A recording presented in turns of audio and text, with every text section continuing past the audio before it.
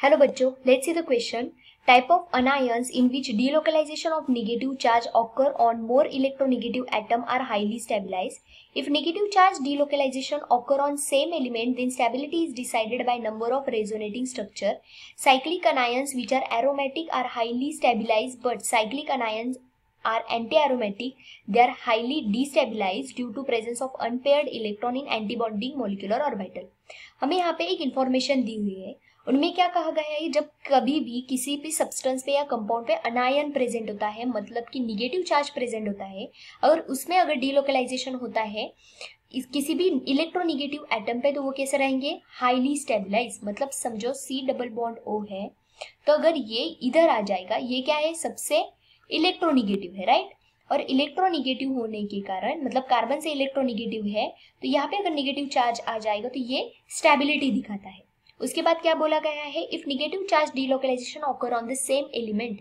मतलब समझो इस तरह से अगर डीलोकलाइजेशन होगा, यहाँ पे माइनस चार्ज है, समझो अगर ये इधर आ गया, ये ए से, मतलब सेम एलिमेंट, सारे क्या है, ये कार्बन है, ये सारे कार्बन है, राइट. और ये अगर सारे कार्बन डीलोकलाइजेशन दिखा रहे हैं, तो उसमें रेजोनेटिंग स्ट्रक्चर होने के कारण हाई स्टेबिलिटी होती है.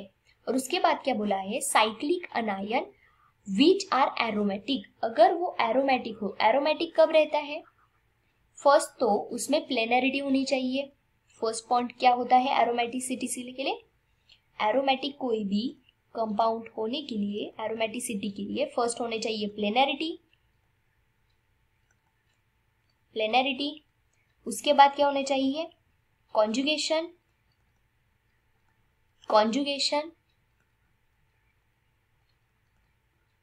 And then 4n+2 pi electrons उसमें होने चाहिए. मतलब होकेल रूल उन्होंने शो करना चाहिए, राइट है.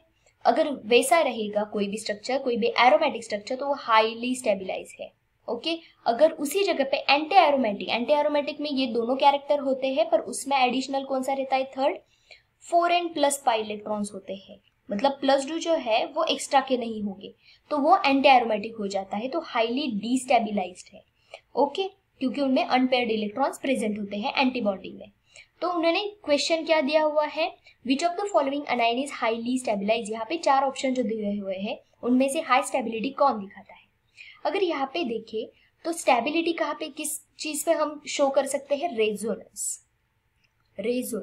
जितना ज्यादा रेजोनेंस रहेगा, स्टेबिलिटी उतनी ही ज्यादा रहेगी. Stability is directly proportional to resonance. Okay. Stability is directly proportional to resonance. मतलब जितना ज्यादा रेजोनेंस उतनी स्टेबिलिटी. यहाँ पे अगर देखें तो ये इधर आ जाएगा, ये इधर आ जाएगा, मतलब 2 रेजोनेंस दिख रहा है, मतलब पूरा एक ही दिखाएगा यार. इसको अगर देखें यहाँ पे ऐसे, यहाँ पे भी इस तरह से.